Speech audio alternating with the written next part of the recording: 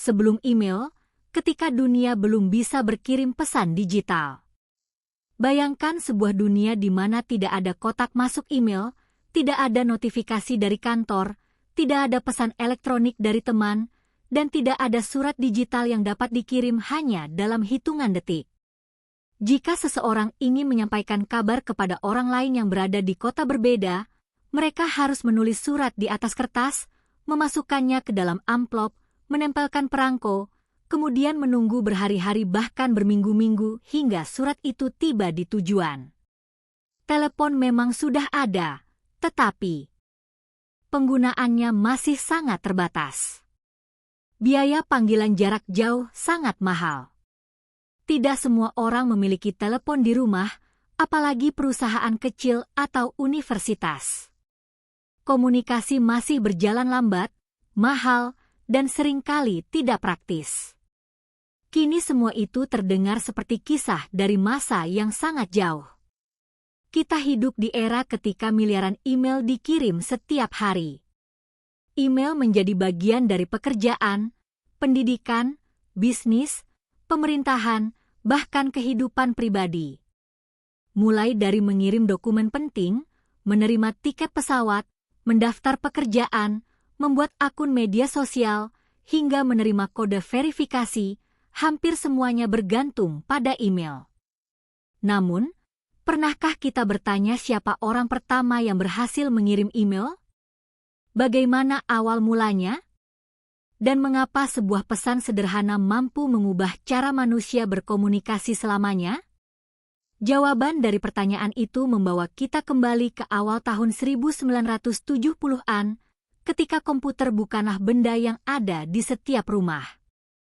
Pada masa itu, komputer adalah mesin raksasa yang memenuhi satu ruangan penuh. Ukurannya bisa sebesar lemari. Suaranya bising karena dipenuhi kipas pendingin. Layar monitor modern belum dikenal luas. Banyak komputer masih menggunakan kartu berlubang atau terminal sederhana yang hanya menampilkan huruf berwarna hijau di atas layar hitam. Komputer juga bukan alat pribadi. Satu komputer digunakan oleh banyak orang sekaligus. Para peneliti harus bergantian menggunakan waktu komputasi yang sangat berharga. Bahkan untuk menjalankan sebuah program sederhana, mereka harus menunggu giliran. Di tengah keterbatasan itulah lahir sebuah gagasan besar. Pemerintah Amerika Serikat melalui lembaga penelitian mulai mencari cara agar komputer-komputer di berbagai lokasi dapat saling berbagi informasi. Mereka ingin para ilmuwan yang berada di universitas berbeda tetap bisa menggunakan sumber daya komputer tanpa harus datang langsung ke lokasi. Ide tersebut melahirkan jaringan komputer pertama yang dikenal sebagai ARPANET. Jaringan ini menjadi nenek moyang internet modern. Pada awal berdirinya, jumlah komputer yang terhubung masih sangat sedikit. Hanya beberapa universitas dan laboratorium penelitian yang bergabung. Kecepatan koneksinya sangat lambat jika dibandingkan dengan internet saat ini. Bahkan membuka satu file sederhana saja membutuhkan waktu yang cukup lama. Meski demikian, bagi para ilmuwan saat itu, kemampuan menghubungkan dua komputer dari lokasi berbeda sudah terasa seperti keajaiban. Mereka mulai memikirkan berbagai kemungkinan baru. Bagaimana jika pengguna komputer di kota lain dapat berbagi data? Bagaimana jika program komputer dapat dijalankan dari jarak jauh? Bagaimana jika suatu hari nanti semua komputer dapat saling terhubung? Pertanyaan-pertanyaan inilah yang menjadi fondasi lahirnya internet. Namun ada satu masalah yang belum memiliki solusi. Walaupun komputer sudah mulai terhubung melalui jaringan, manusia yang menggunakannya belum memiliki cara mudah untuk saling berkirim pesan. Jika seorang peneliti ingin meninggalkan pesan kepada rekannya, biasanya ia hanya bisa menyimpan catatan pada komputer yang sama. Pesan tersebut tidak dapat dikirim ke komputer lain melalui jaringan. Artinya, jaringan komputer memang sudah ada, tetapi komunikasi antar pengguna masih sangat terbatas. Masalah sederhana ini kemudian menarik perhatian seorang insinyur komputer yang bekerja di sebuah perusahaan teknologi bernama Bolt, Branek and Neumann. Namanya adalah Ray Tomlinson. Saat itu, Ray bukanlah tokoh terkenal. Ia bukan selebritas teknologi seperti para pendiri perusahaan raksasa saat ini. Ia hanyalah seorang programmer yang setiap hari bekerja memperbaiki perangkat lunak dan mengembangkan sistem jaringan. Ray dikenal sebagai sosok yang tenang, teliti, dan lebih senang menghabiskan waktu di depan komputer daripada tampil di depan publik. Namun justru dari tangannya lahirlah salah satu penemuan paling penting dalam sejarah komunikasi manusia. Saat mengerjakan proyek untuk ARPANET, Ray memperhatikan bahwa ada dua program berbeda yang sebenarnya bisa digabungkan. Program pertama digunakan untuk meninggalkan pesan kepada pengguna lain pada komputer yang sama. Program kedua memungkinkan file dipindahkan melalui jaringan ke komputer lain. Ray kemudian berpikir sederhana. Bagaimana jika pesan itu juga bisa ikut dikirim melalui jaringan? Pertanyaan itu terdengar sangat biasa. Tetapi dari pertanyaan sederhana tersebut lahirlah revolusi besar. Ray mulai bereksperimen. Ia memodifikasi program yang sudah ada. Ia menambahkan kemampuan agar sebuah pesan tidak hanya tersimpan di komputer lokal, melainkan dapat dikirim menuju komputer lain yang berada di jaringan ARPANET. Pekerjaan itu tidak berlangsung bertahun-tahun. Menurut berbagai kisah, perubahan tersebut dilakukan sebagai eksperimen yang relatif singkat. Bahkan Ray sendiri di kemudian hari menganggapnya hanya sebagai salah satu proyek kecil yang ia kerjakan. Tidak ada upacara peluncuran. Tidak ada konferensi pers. Tidak ada media yang meliput. Tidak ada yang membayangkan bahwa eksperimen kecil itu suatu hari akan menjadi fondasi komunikasi digital dunia. Setelah program selesai dimodifikasi, tibalah saat paling penting. Ray harus mengujinya. Ia memiliki dua komputer yang terhubung melalui ARPANET. Satu komputer akan menjadi pengirim. Komputer lainnya akan menjadi penerima. Jika percobaan berhasil, untuk pertama kalinya dalam sejarah, sebuah pesan elektronik akan benar-benar berpindah dari satu komputer ke komputer lain melalui jaringan. Momen ini sangat menentukan. Tidak ada yang tahu apakah sistem akan bekerja. Komputer pada masa itu sangat mudah mengalami kesalahan. Jaringan sering terputus. Program sering gagal dijalankan. Namun Ray tetap mencoba. Ia mengetik sebuah pesan singkat pada terminal komputer. Pesan itu bukan kutipan terkenal. Bukan kalimat yang dipersiapkan untuk dikenang sejarah. Bahkan Ray sendiri bertahun-tahun kemudian mengaku tidak lagi mengingat isi pastinya. Ia hanya mengatakan kemungkinan besar pesannya berupa rangkaian karakter acak, sesuatu seperti QWERTY atau kombinasi huruf lain yang digunakan hanya untuk memastikan sistem bekerja. Bagi Ray, isi pesan tidaklah penting. Yang penting adalah apakah pesan tersebut berhasil berpindah dari satu komputer ke komputer lainnya. Ia menekan tombol kirim.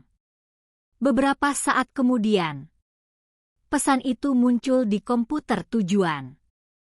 Percobaan berhasil.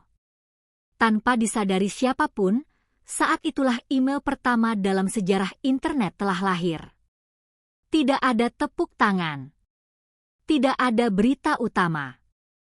Tidak ada orang yang bersorak. Hanya beberapa insinyur komputer yang mengetahui bahwa sebuah percobaan baru saja berhasil. Tetapi keberhasilan sederhana itu menjadi titik balik besar dalam sejarah manusia. Untuk pertama kalinya, seseorang dapat mengirim pesan elektronik kepada orang lain melalui jaringan komputer. Kemampuan yang kini kita anggap biasa ternyata lahir dari eksperimen kecil di sebuah laboratorium sederhana. Yang lebih menarik lagi, Ray juga menghadapi masalah lain. Jika semua komputer nantinya terhubung, Bagaimana cara membedakan nama pengguna dengan nama komputer tujuan? Pertanyaan itu tampak sepele. Namun tanpa solusi yang tepat, email tidak akan pernah bisa berkembang menjadi sistem global. Ray melihat papan ketik di depannya. Matanya berhenti pada sebuah simbol yang saat itu hampir tidak pernah digunakan oleh siapapun. Simbol kecil itu adalah... Di masa itu, tanda biasanya hanya dipakai dalam dunia akuntansi dengan arti @ atau di. Tidak ada yang menganggap simbol tersebut istimewa. Justru karena jarang dipakai, Ray memilihnya sebagai pemisah antara nama pengguna dan nama komputer. Maka lahirlah format yang kini digunakan miliaran orang setiap hari. Nama underscore pengguna, nama underscore komputer.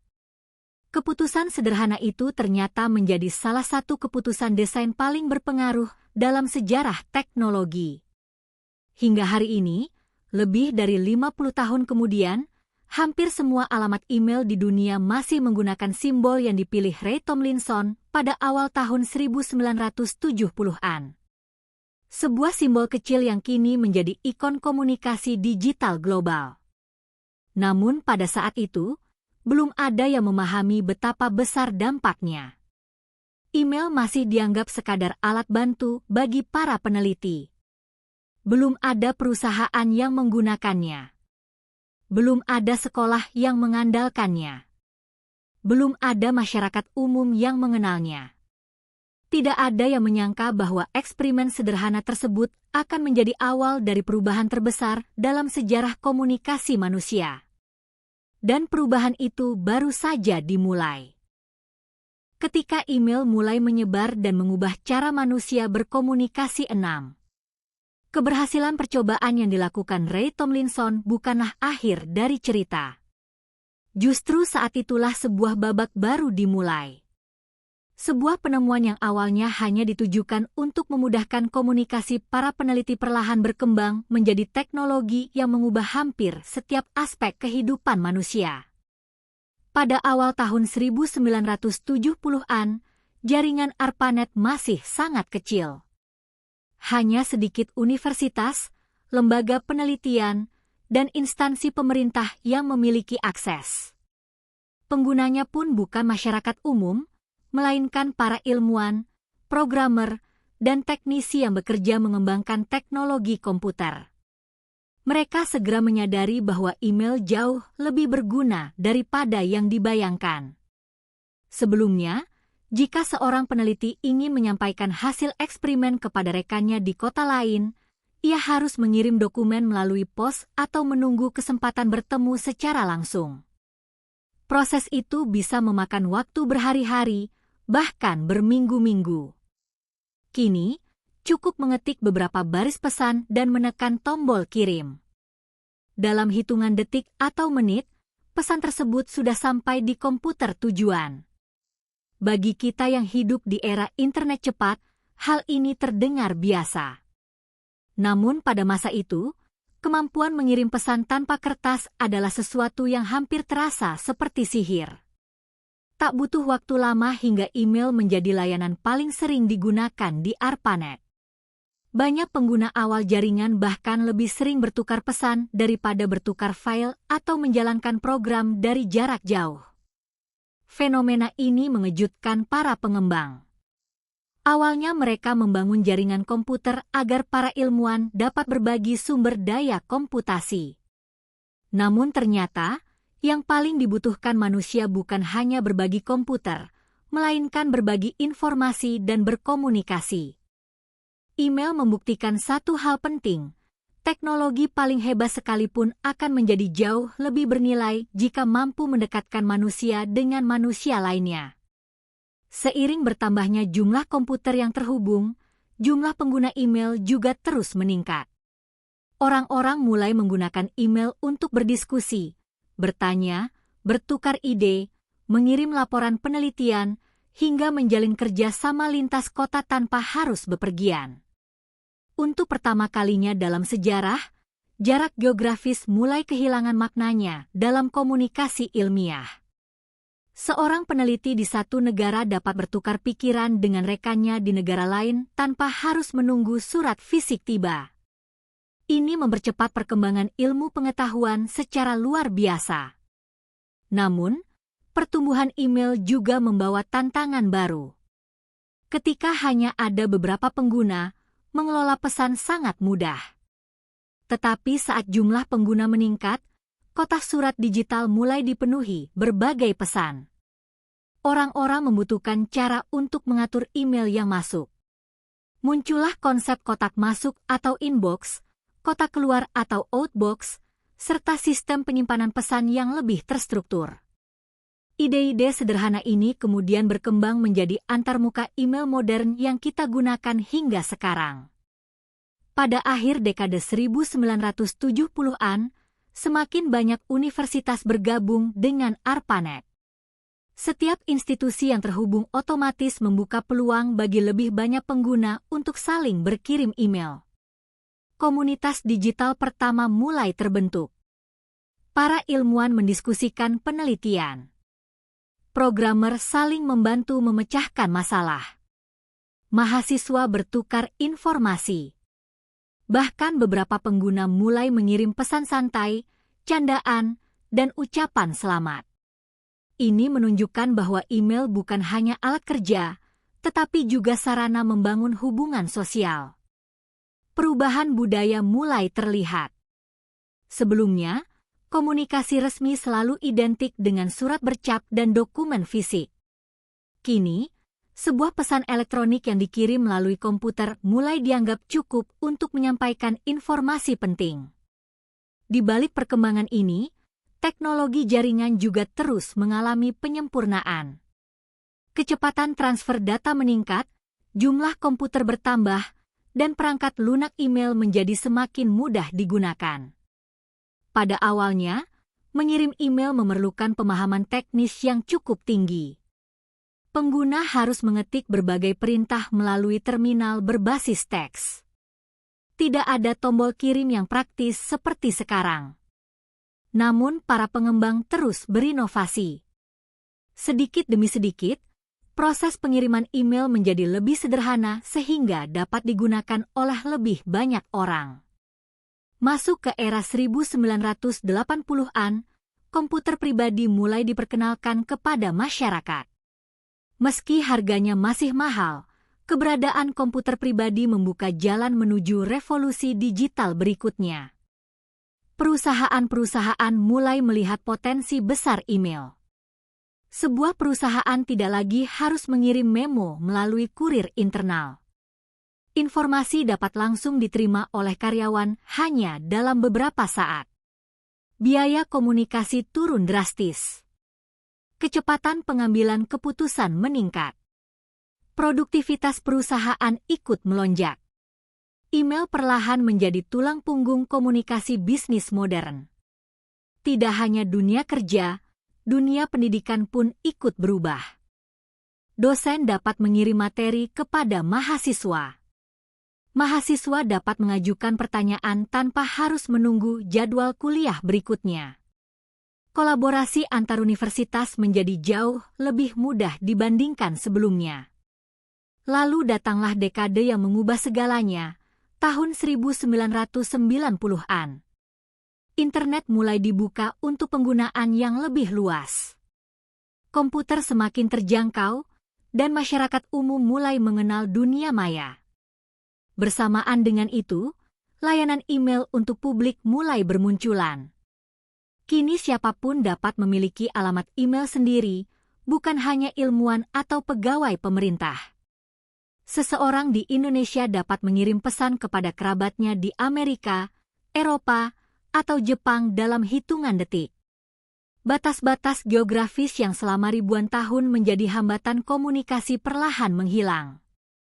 Kemunculan layanan email gratis membuat pertumbuhannya semakin cepat. Jutaan orang mulai membuat alamat email pertama mereka. Banyak di antara mereka merasakan pengalaman yang sama, rasa kagum ketika sebuah pesan yang dikirim dari satu negara langsung muncul di komputer negara lain. Bagi generasi muda saat itu, email menjadi simbol masa depan. email juga melahirkan kebiasaan baru. Orang mulai menulis salam pembuka dan penutup secara digital. Tanda tangan elektronik mulai digunakan. Lampiran file memungkinkan foto, dokumen, hingga presentasi dikirim tanpa perlu mencetak apapun. Dunia kerja berubah secara permanen. Sebelumnya, rapat seringkali tertunda karena dokumen belum sampai. Kini, seluruh materi dapat dibagikan kepada semua peserta sebelum rapat dimulai. Keputusan bisnis menjadi lebih cepat. Kolaborasi internasional semakin mudah. Bahkan industri penerbangan, perbankan, pendidikan, dan pemerintahan mulai menjadikan email sebagai media komunikasi utama. Namun, di balik semua kemudahan itu, muncul tantangan baru yang belum pernah ada sebelumnya.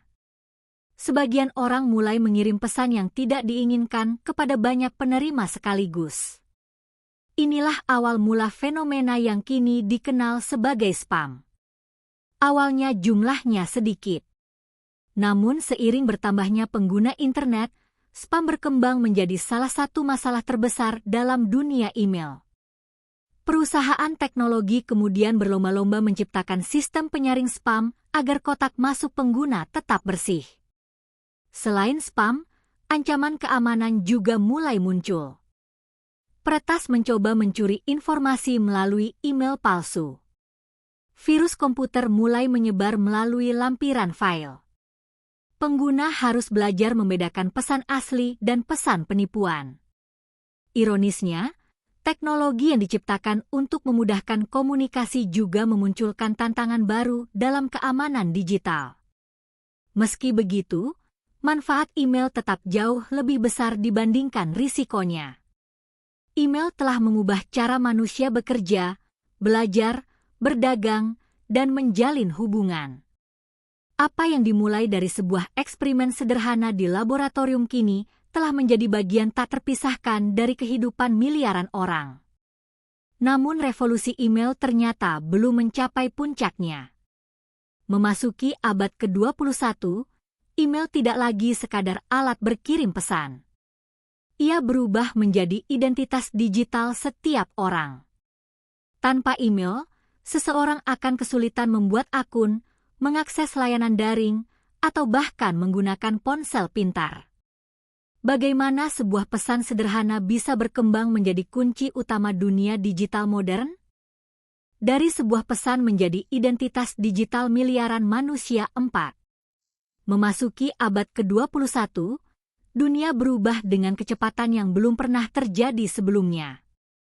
Internet yang dahulu hanya digunakan oleh kalangan akademisi kini telah masuk ke rumah-rumah, sekolah, kantor, hingga genggaman tangan melalui telepon pintar. Bersamaan dengan itu, email mengalami perubahan peran yang sangat besar. Jika pada awal kemunculannya email hanyalah alat untuk mengirim pesan antar peneliti, kini email telah menjadi identitas digital setiap orang. Bayangkan seseorang membeli ponsel baru. Hal pertama yang biasanya diminta perangkat tersebut adalah alamat email. Saat ingin membuat akun media sosial, bermain game daring, membuka rekening digital, berbelanja di internet, hingga mengikuti kelas online, semuanya hampir selalu dimulai dengan satu hal yang sama. Memasukkan alamat email. Tanpa disadari, email telah menjadi kunci untuk membuka hampir seluruh layanan digital di dunia. Perubahan ini tidak terjadi dalam semalam. Seiring berkembangnya internet, perusahaan teknologi membutuhkan cara untuk mengenali setiap pengguna secara unik. Nama saja tidak cukup, karena bisa saja ada jutaan orang dengan nama yang sama. Nomor telepon juga belum digunakan secara universal. Alamat email menjadi solusi yang paling praktis. Setiap alamat email bersifat unik. Tidak ada dua orang yang memiliki alamat yang benar-benar sama. Karena itulah email berkembang menjadi identitas utama di dunia digital. Banyak orang bahkan lebih sering mengingat alamat email mereka daripada nomor telepon rumah. Di dunia kerja, email menjadi pusat komunikasi profesional. Undangan rapat dikirim melalui email. Kontrak kerja dikirim melalui email. Laporan keuangan, proposal bisnis, hingga dokumen penting perusahaan berpindah dari satu negara ke negara lain hanya dalam hitungan detik. Seorang arsitek di Jakarta dapat mengirim rancangan bangunan kepada klien di London tanpa harus mencetak satu lembar kertas pun. Seorang dokter dapat berdiskusi dengan rekan sejawat di negara lain mengenai hasil penelitian terbaru. Mahasiswa dapat mengirim tugas kepada dosennya tanpa perlu datang ke kampus. Perubahan ini membuat dunia terasa jauh lebih kecil. Batas negara tidak lagi menjadi penghalang utama dalam bertukar informasi. Namun, semakin besar manfaat email, semakin besar pula tantangan yang muncul. Kotak masuk mulai dipenuhi ratusan bahkan ribuan pesan setiap tahun. Pengguna membutuhkan cara untuk mengelompokkan pesan penting, mengarsipkan dokumen, dan mencari kembali email lama dengan cepat. Teknologi pencarian pun berkembang pesat. Kini, hanya dengan mengetik satu kata, seseorang dapat menemukan email yang dikirim bertahun-tahun sebelumnya dalam hitungan detik. Hal yang dahulu membutuhkan waktu berjam-jam kini dapat dilakukan hampir seketika. Kemudian lahirlah penyimpanan berbasis awan atau cloud. Email tidak lagi tersimpan hanya di satu komputer. Pesan dapat diakses dari mana saja selama pengguna memiliki koneksi internet. Seseorang bisa mulai menulis email di komputer kantor, melanjutkannya di laptop rumah, lalu membacanya kembali melalui ponsel saat sedang bepergian. Fleksibilitas ini mengubah cara manusia bekerja. Konsep bekerja dari jarak jauh atau remote work menjadi semakin mungkin karena email mampu menjaga komunikasi tetap berjalan tanpa harus berada di ruangan yang sama. Saat dunia menghadapi berbagai tantangan global, termasuk pandemi, email menjadi salah satu tulang punggung komunikasi. Perusahaan tetap dapat beroperasi, sekolah tetap dapat mengirim informasi kepada siswa, dan layanan publik tetap dapat berjalan karena komunikasi digital sudah menjadi bagian dari kehidupan sehari-hari. Namun, di balik semua kemudahan itu, ancaman keamanan juga berkembang semakin canggih. Para pelaku kejahatan siber mulai memanfaatkan email untuk menyebarkan tautan berbahaya, mencuri data pribadi, hingga menyamar sebagai institusi resmi. Teknik seperti phishing menjadi ancaman yang harus diwaspadai oleh pengguna di seluruh dunia.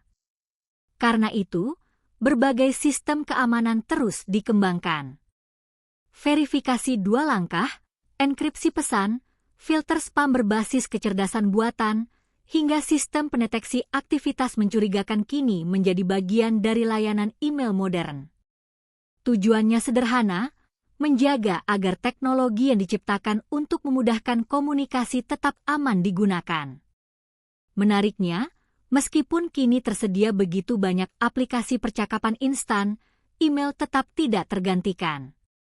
Mengapa demikian?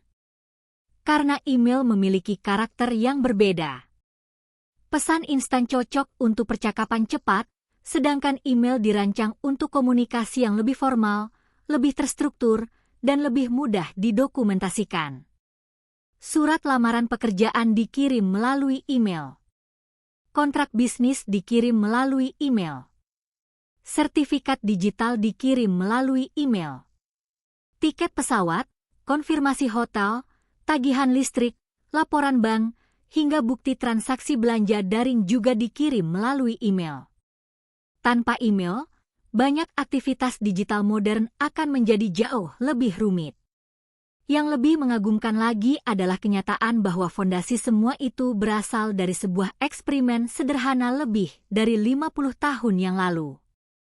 Saat Ray Tomlinson menekan tombol kirim untuk pertama kalinya, ia tidak sedang berusaha menciptakan industri bernilai triliunan dolar. Ia tidak sedang membangun perusahaan raksasa. Ia hanya ingin memecahkan sebuah masalah teknis yang dihadapi para pengguna jaringan komputer. Namun, sejarah seringkali berubah bukan karena ide yang paling rumit, melainkan karena solusi yang paling berguna. Email adalah contoh nyata dari prinsip tersebut. Satu inovasi kecil mampu memicu gelombang perubahan yang terus berkembang dari generasi ke generasi. Hari ini, diperkirakan ratusan miliar email dikirim setiap hari di seluruh dunia. Mulai dari pesan pribadi, komunikasi bisnis, hingga sistem otomatis yang menghubungkan berbagai layanan digital. Setiap kali kita melihat simbol pada sebuah alamat email, kita sebenarnya sedang menggunakan keputusan desain yang dibuat puluhan tahun lalu oleh Ray Tomlinson. Simbol kecil itu telah menjadi salah satu ikon paling dikenal di dunia. Dan semuanya bermula dari satu pesan sederhana yang bahkan isi pastinya sudah tidak lagi diingat oleh penciptanya. Namun, warisan email bukan hanya soal teknologi. Warisan terbesarnya adalah cara ia menghubungkan manusia. Dari laboratorium kecil hingga jaringan global yang menghubungkan miliaran orang, email telah membuktikan bahwa komunikasi adalah fondasi utama kemajuan peradaban. Di bab terakhir, kita akan melihat bagaimana sebuah pesan sederhana tersebut meninggalkan jejak yang tidak akan pernah hilang dalam sejarah internet, serta mengapa kisah ini masih relevan hingga hari ini. Selain itu, akan ada penutup dan ajakan untuk terus mengikuti kisah-kisah menarik tentang sejarah teknologi. Warisan sebuah pesan yang mengubah dunia selamanya 8.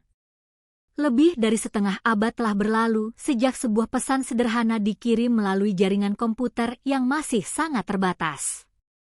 Tidak ada yang menyangka bahwa percobaan kecil di sebuah laboratorium akan menjadi salah satu titik balik terbesar dalam sejarah teknologi. Hari ini, hampir setiap aktivitas digital memiliki hubungan dengan email. Saat kita bangun tidur, mungkin ada notifikasi email yang masuk ke ponsel.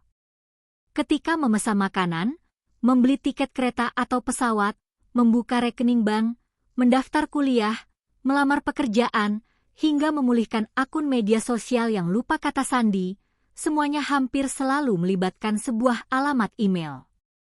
Email bukan lagi sekadar alat komunikasi. Ia telah menjadi fondasi identitas digital miliaran manusia. Di balik layar, setiap hari miliaran pesan melintasi kabel serat optik, satelit, dan pusat data di berbagai belahan dunia. Sebagian besar perjalanan digital itu berawal dari ide sederhana yang muncul di benak seorang insinyur bernama Ray Tomlinson. Menariknya, Ray tidak pernah menganggap dirinya sebagai seorang selebritas teknologi. Dalam berbagai wawancara, ia dikenal sebagai pribadi yang rendah hati. Ia sering mengatakan bahwa penemuan email adalah bagian dari pekerjaannya sebagai seorang insinyur yang mencoba menyelesaikan masalah. Baginya, eksperimen tersebut hanyalah langkah logis dalam pengembangan jaringan komputer. Namun sejarah memiliki caranya sendiri untuk memilih momen-momen penting. Seringkali, perubahan terbesar tidak lahir dari pidato megah atau peluncuran yang disaksikan jutaan orang. Perubahan besar justru dimulai dari ruang kerja yang sunyi, dari seseorang yang tekun mencari solusi, dan dari keberanian untuk mencoba sesuatu yang belum pernah dilakukan sebelumnya. Email adalah bukti nyata bahwa inovasi tidak selalu harus rumit. Kadang, sebuah ide sederhana yang menjawab kebutuhan manusia dapat memberikan dampak jauh lebih besar daripada teknologi yang paling canggih sekalipun. Lebih dari 50 tahun kemudian, dunia terus berubah. Kecerdasan buatan mulai membantu manusia bekerja. Komunikasi video dapat dilakukan secara langsung dari berbagai benua. Penyimpanan awan memungkinkan miliaran dokumen diakses dari mana saja. Internet berkecepatan tinggi telah menghubungkan hampir seluruh dunia. Namun di tengah semua perkembangan itu, email tetap bertahan. Banyak teknologi komunikasi datang dan pergi. Berbagai aplikasi pesan instan bermunculan, media sosial terus berganti, tetapi email tetap menjadi standar komunikasi resmi di hampir semua bidang. Hal ini menunjukkan bahwa teknologi yang dirancang dengan baik memiliki umur yang sangat panjang. warisan Ray Tomlinson bukan hanya berupa perangkat lunak. Warisan sesungguhnya adalah cara berpikir bahwa teknologi harus mempermudah kehidupan manusia. Ia menunjukkan bahwa sebuah inovasi tidak harus lahir dari perusahaan terbesar atau tim dengan ribuan orang. Terkadang, satu orang dengan rasa ingin tahu yang besar sudah cukup untuk mengubah arah sejarah. Ketika kita melihat simbol di layar, mungkin kita menganggapnya sebagai sesuatu yang biasa. Padahal simbol kecil itu adalah pengingat bahwa setiap teknologi hebat memiliki awal yang sederhana. Sebuah simbol, sebuah pesan, sebuah percobaan, dan seorang insinyur yang ingin membuat komunikasi menjadi lebih mudah. Kisah email pertama mengajarkan bahwa kemajuan teknologi bukan hanya tentang mesin yang semakin pintar, tetapi juga tentang manusia yang terus mencari cara agar dapat saling terhubung dengan lebih baik. Tanpa penemuan ini, dunia digital yang kita kenal sekarang mungkin akan berkembang dengan cara yang sangat berbeda. Mungkin kita masih harus menunggu berhari-hari untuk menerima dokumen penting. Mungkin kolaborasi internasional tidak akan secepat sekarang. Mungkin internet tidak akan menjadi ruang komunikasi global seperti yang kita nikmati setiap hari. Untungnya, sejarah berjalan ke arah yang berbeda. Sebuah pesan sederhana berhasil dikirim. Dan sejak saat itu, dunia tidak pernah benar-benar sama lagi. Setiap email yang kita kirim hari ini, baik itu kepada keluarga, teman, rekan kerja, maupun pelanggan, merupakan kelanjutan dari perjalanan yang dimulai pada tahun 1971. Perjalanan yang membuktikan bahwa satu ide sederhana dapat menghubungkan miliaran manusia di seluruh dunia. Terima kasih telah mengikuti kisah email pertama dalam sejarah internet, pesan sederhana yang mengubah dunia selamanya. Jika kamu menyukai video sejarah teknologi seperti ini, jangan lupa tekan tombol like, subscribe, dan aktifkan lonceng notifikasi agar tidak ketinggalan kisah-kisah menarik lainnya tentang penemuan yang mengubah dunia. Bagikan video ini kepada teman dan keluargamu agar semakin banyak orang mengetahui bagaimana sebuah pesan sederhana mampu mengubah sejarah komunikasi manusia. Sampai jumpa di video berikutnya, karena masih banyak kisah luar biasa dari dunia teknologi yang menunggu untuk kita jelajahi bersama. Terima kasih telah menonton.